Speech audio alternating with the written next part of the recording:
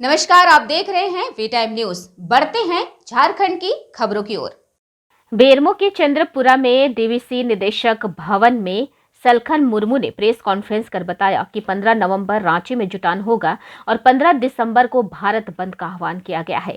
आदिवासी हित के लिए सरना कोड लागू करने को लेकर तथा मरांग बुरु लुगु पहाड़ और पारसनाथ पहाड़ में जैन धर्मावलंबियों के मामले में कहा कि कांग्रेस ने नियम को संशोधन किया और भाजपा के लोग आदिवासी को हिंदू बनाने का काम कर रहे हैं और जेएमएम में आदिवासी सरकार होने के बाद हेमंत सोरेन ने आदिवासियों के साथ दोगलेपन कर रहा है। चूंकि शुरू से ही सोरेन खानदान आंदोलन बेचने और ठगने का काम करता आया है। भारत देश के लगभग 15 करोड़ आदिवासी जो प्रकृति पूजक हैं और जो हिंदू मुसलमान ईसाई आदि नहीं हैं, हम लोग उनके लिए सरना धर्म कोड के नाम से मान्यता की मांग कर रहे हैं और इसके लिए देश विदेश से लाखों आदिवासी जो अपने को प्रकृति पूजक मानते हैं, मूर्ति पूजक नहीं मानते हैं, वो लोग रांची के मोरहाबादी मैदान में जमा होंगे। वहाँ से हम लोग भारत के महामहिम राष्ट्रपति द्रौपदी मुर्मू, माननीय प्रधानमंत्री नरेंद्र मोदी जी और कांग्रेस के दो बड़े नेता माननीय राहुल गांधी और माननीय सोनिया गांधी को ललकारेंगे कि भारत देश में धार्मिक मान्यता का मामला संविधान का मौलिक अधिकार है। तो 2011 की जनगणना में जब भारत के आदिवासी प्रकृति पूजक 50 लाख की संख्या में अपना नाम दर्ज कराया सरना धर्म के साथ और जैन धर्म वाले दर्ज कराए केवल 44 लाख, तो हम जैन से भी ज़्यादा हैं। जैन को मान्यता दी गई है तो हमें क्यों नहीं दी जाती है? यह हमारा मौलिक अधिकार भी है और इस मामले पर हम लोग कांग्रेस और भाजपा दोनों को दोषी मानते हैं, क्योंकि 1951 की जनगणना तक आदिवासियों का अलग धर्म कॉलम था जिसको बाद में कांग्रेस ने हटा दिया। आप बीजेपी और संघ वाले जबरन आदिवासी को हिंदू का ठप्पा लगाना चाहते हैं, तो ये हम आदिवासियों के साथ बड़ा धार्मिक शोषण है, अन्याय है, अत्याचार है और मानवाधिकार का उल्लंघन भी है।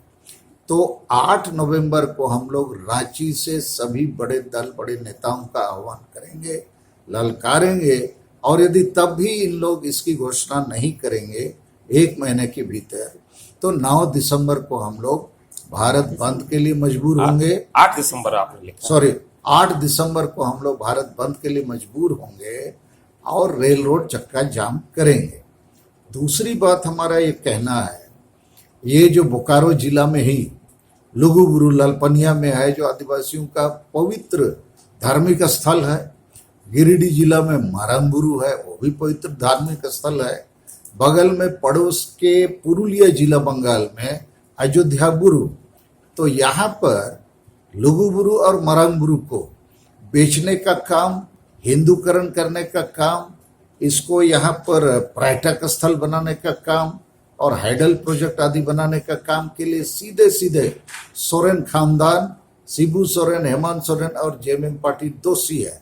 लेकिन जनता को ठगने के लिए जेएमएम पार्टी के ही नेता लोग सामाजिक संगठन के नाम से, जैसे यहाँ लुगुबुरु कमेटी है, माझी परगना महल का संगठन है और ऐसे संगठन जेएमएम को बचाने का काम करते हैं, जनता को ठगने का काम करते हैं।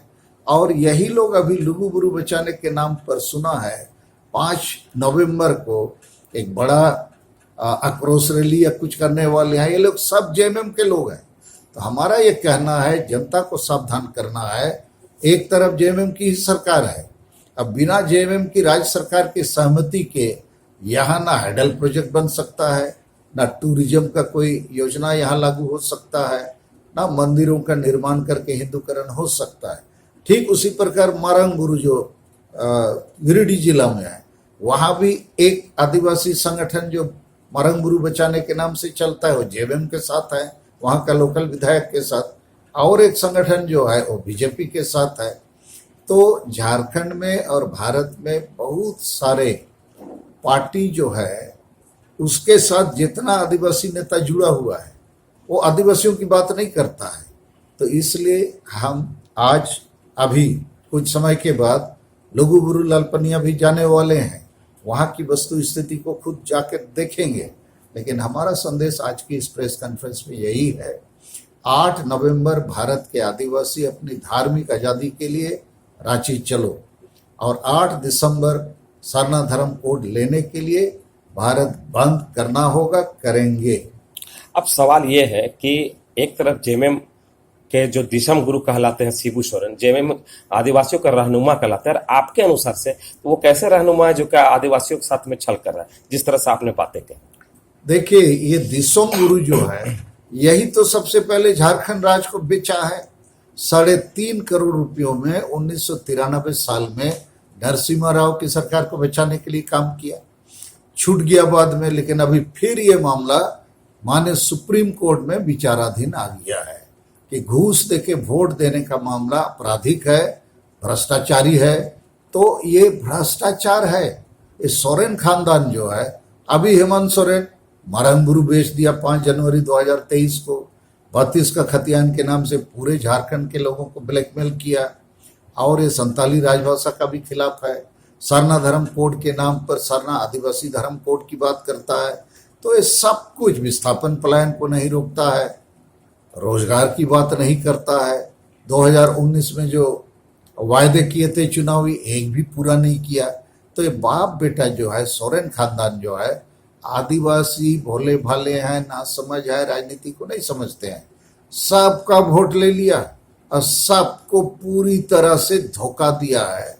तो इसलिए हम इसके खिलाफ है। अभी मरंगबुरु या लुगुबुरु का मामला इन्हीं के चलते हैं। ये लोग तो लुगुबुरु में हर साल जाते हैं, मुख्य अतिथि बनते हैं, मीटिंग करते हैं, और इन्हीं का आदमी लोग वहाँ है जो लोगों को अभी फिर से गुमराह करने के लिए विरोध भी करेगा। जैसे 14 अक्टूबर को यहीं पर कुर्मी महतो का विरोध हुआ, ये जेएमएम का नेता लोग ही किया था, जन संगठन के नाम से 2-3 हजार लोगों को जुटाया। लेकिन यही जेएमएम पार्टी बाप बेटा 2018 में लिख के दे दिया सरकार को कि कुर्मी महतो को आदिवासी बनाया जाए।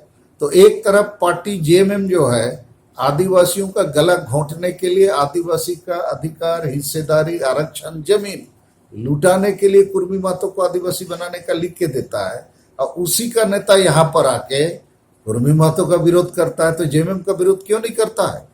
तो ऐसे ही बहुत सारे जन संगठन जो है, ये दोगलापन है, दोहरी नीति है, आदिवासी के साथ भीतरी घात है।